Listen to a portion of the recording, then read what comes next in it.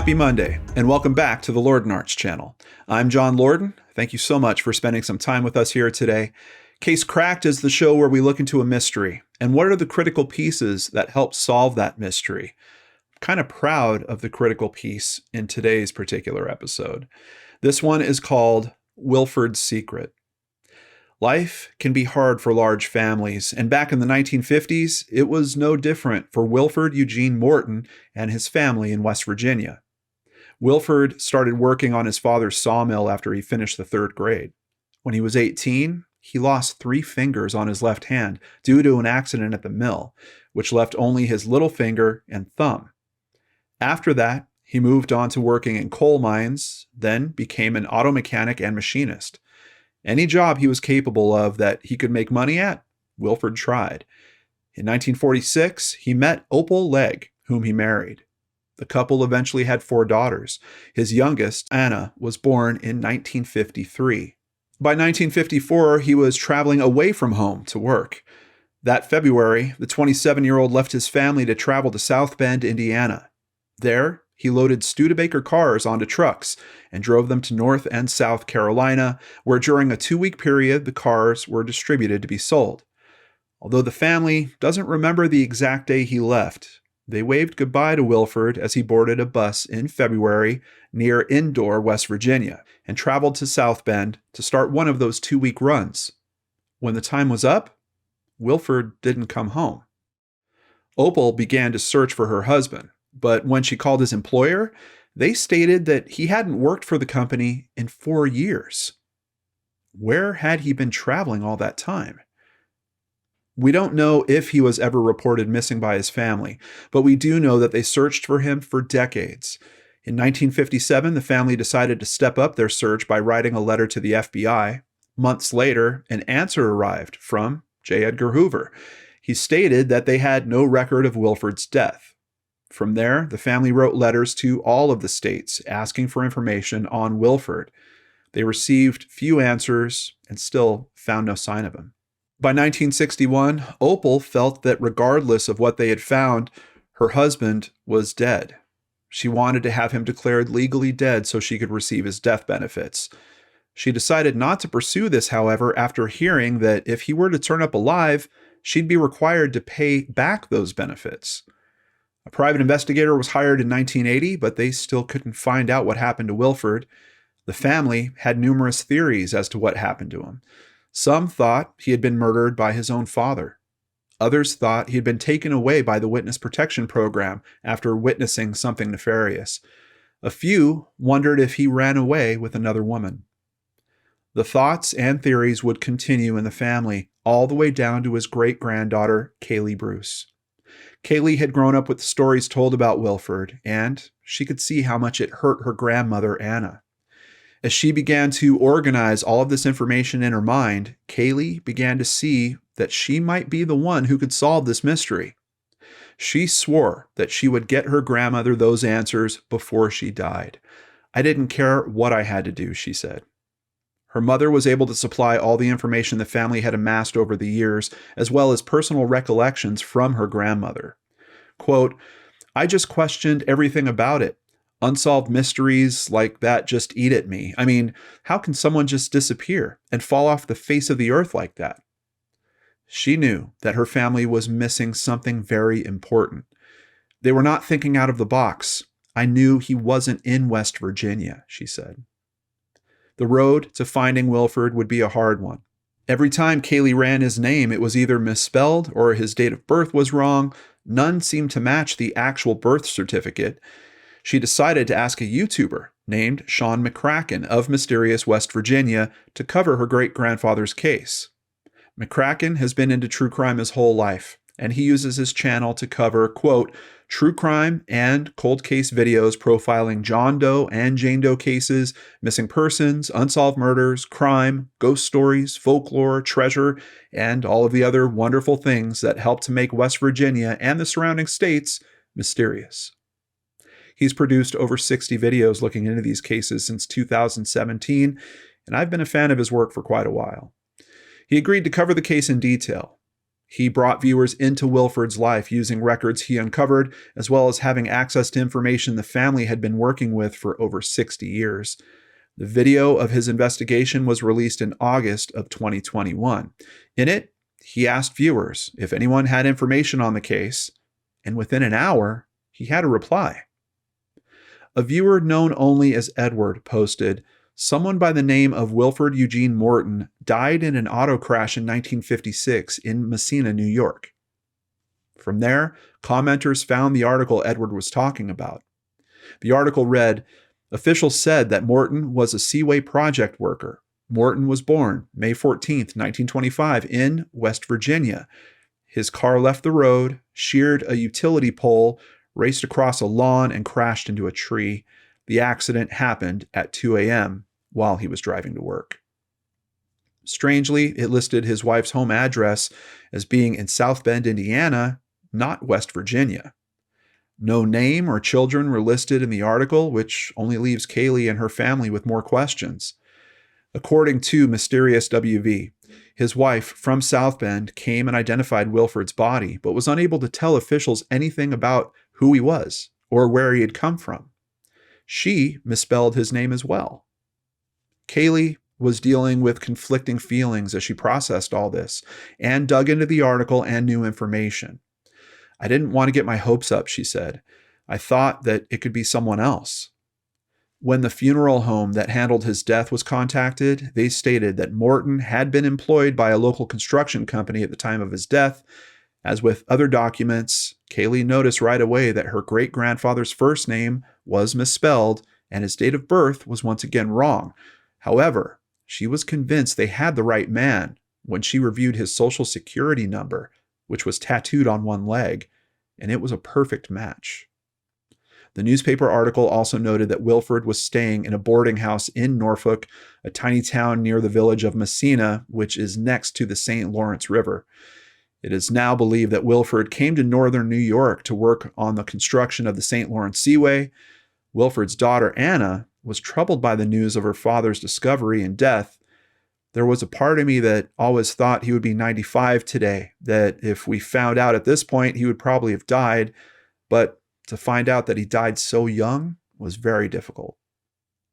Today, Kaylee's family has more answers than ever before in the death and disappearance of Wilford, but they're still left with many questions, with one particularly painful one. Quote, "My grandmother needed the closure, but she's still very hurt. Her father had 4 young children he never saw again. Why? I would like answers for all the questions. I think we just need to find out a little bit of a timeline and then put the pieces back together." This might become an easier task with Kaylee's education. She is now a junior at the University of Toledo studying criminal justice. She went on to say, "I think that anything is possible. This was a 67-year-old mystery, and now it's done. That's given me a lot of confidence that I can do anything." Case cracked. I would like to thank utoledo.edu, wwnytv.com, nny360.com, wset.com, wchstv.com, and Sean McCracken's videos about Wilford and his family. Of course, the biggest thank you goes to Christy Arnhart for researching and writing up today's case, and here she is now to discuss it with us.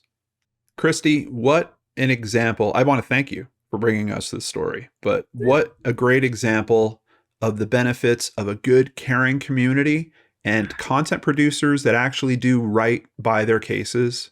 Yes. And I think in a couple ways, but Mysterious WV, Sean, like my hat's off to you. And I don't have any issue or qualms about raising the flag for you and saying great work.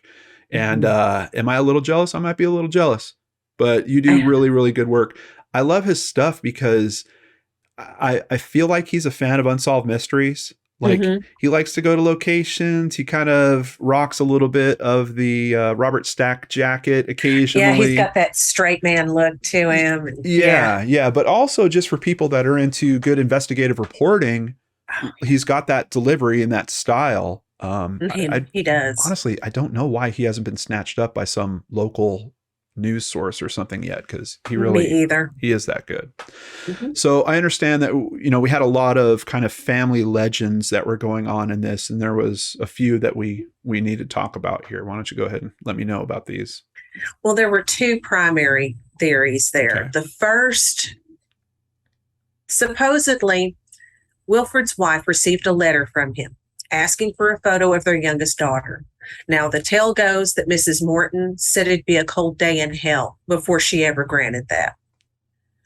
Well, this bothers me. You've got a letter. Is Yeah. there an address on the letter? What's going on? Yeah, and it's kind of curious that wouldn't that story, so that story it kind of went through the family, obviously, because we know about it now, so that story carried on. But yeah, was that letter actually saved anywhere? Has anyone located that letter? Is there some information that could be helpful from that? I'm curious about it because in terms of when she wanted to declare him dead and decided not to, when she heard she'd have to pay the benefits back, that would have been a really good reason not to declare him dead if she basically knew that he was actually alive.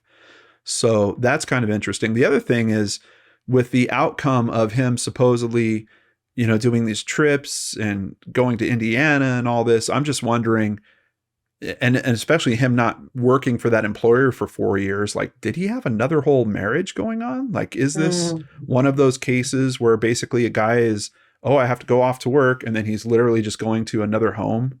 That's what it sounded like to me. I sure hate it. Yeah. I hope that wasn't the case, but that's what it sounds like. Yeah. I don't know. I don't know. Okay. So what's the other legend that we're... Well, the second one was a little odd too. Okay. In Wilford's father's obituary, when he passed in 1977, it listed Wilford's name and said that he lived in Charlotte, West Virginia, working as a courtesy driver. Now, courtesy drivers are people that drive around on the interstate highways in West Virginia and look for people who are having car trouble. Oh, and like AAA before AAA kind of? Wow. Yeah. Okay. And that is certainly a job that he was equipped to do. That's an odd one for me. Yeah, it makes me wonder if there was like some information that came to his father about what he was doing at some point. Cause you would think that, I mean, if this guy was really trying to pass off having two families and then just decided to not go back to one of them, he still would have to be making money in some way or doing something to take care of the family, especially if he stopped going back to one of them and now he's really leaning into being in this second family. So is that the job that he got, or does that kind of tie into, because I know we heard a little bit of a theory that maybe his father actually killed him, like that was written into the script, right? So is this some kind of justification about, no, we know that he's alive and fine? I don't know. And it could have been, you know, I know that Mr. McCracken had speculated that the obituary listing may have been an attempt to lure him out into the open again, since he had been gone for so many years. It just seems like such an odd way to do it. That's interesting. Yeah, that's interesting. Well, you'd think if the death of his father alone wouldn't have done it, but maybe that's what the hope was kind of like, okay. And especially for that much information about someone that isn't the person the obituary is being written about. I mean, yes, they do kind of say, you know, here's the children, here's where they live, but they don't really go into like occupations typically. I don't, at least not currently. Maybe that's something they used to do. Maybe obituaries were written differently back at the time, but I don't know. A lot of information in that. That's kind of hard to unpack. I can see why that would just keep swinging around the family as one of those part of that legend that was really hard to cut through. Oh, yeah. So, and then we also have a little bit of a mystery with the Social Security number that you mentioned in the notes. What's going on with that? Well, you know, his social was used to list his death, and it was correct. Now, how is it that nobody, not even the FBI, found this connection when the family asked? I don't understand. If the social was correct, something should have popped up somewhere. That's pretty interesting. I have a couple questions on that.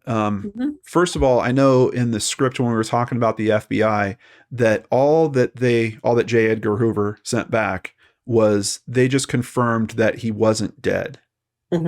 So that I don't know if they used his social for that information or not, or if they just ran a name check like against death certificates in the States.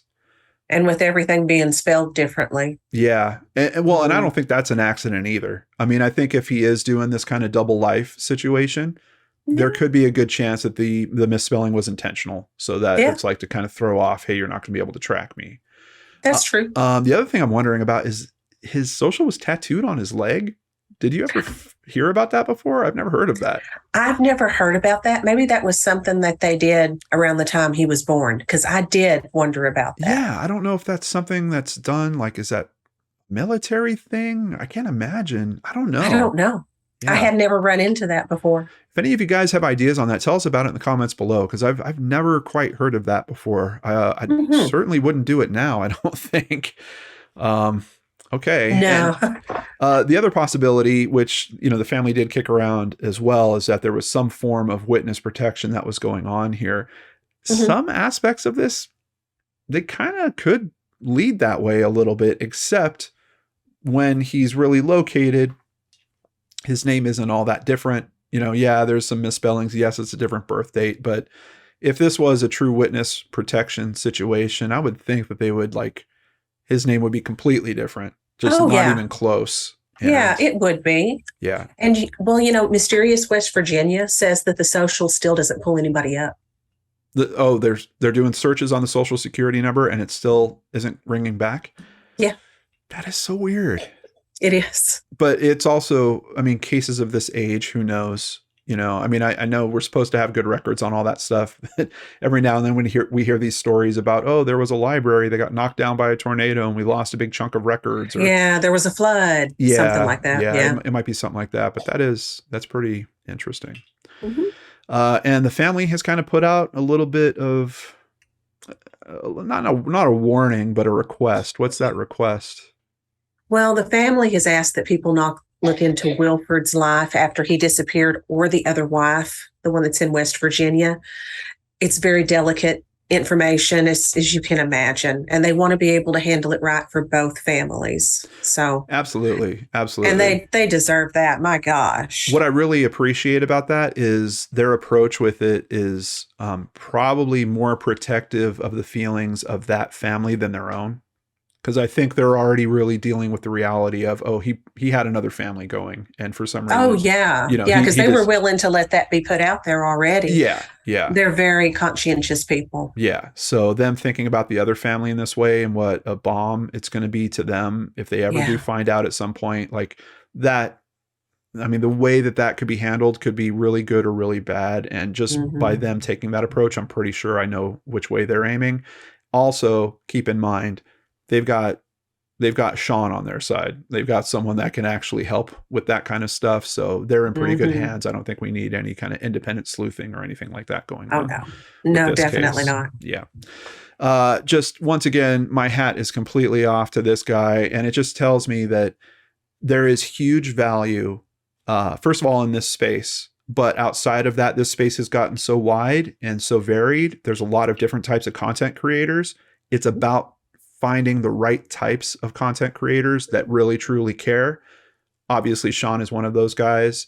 The case got connected with the right person, and because of that, they have this great result. So, my hat's off to him. Absolutely. We actually have a link to his video on this in the description box down below. Even if you're not going to watch the whole thing, do me a favor, click the link anyway, go over there, give him a sub. I promise you, whatever case comes up that grabs your attention, give it a watch. His stuff is really, really good. And of course, we want to support good creators like that. Thank you so much, Christy, for all your help on today's episode. And I've got some other people to thank right now. Thank you, PayPal supporters Hillary Green and Brandy Fry. For over 6 years, we've always run limited commercial ads here on YouTube, and we can't do that without support. If you'd like to help the channel keep going and keep growing, please visit lordandarts.com. There you can sign up for Patreon, sign up for PayPal, buy merchandise, or even just buy us a coffee like Robert Martin recently did. We know that learning about the mechanisms that help support and find justice in these cases is important to understand the many unsolved cases we also cover, and we really appreciate your support in allowing us to continue doing that.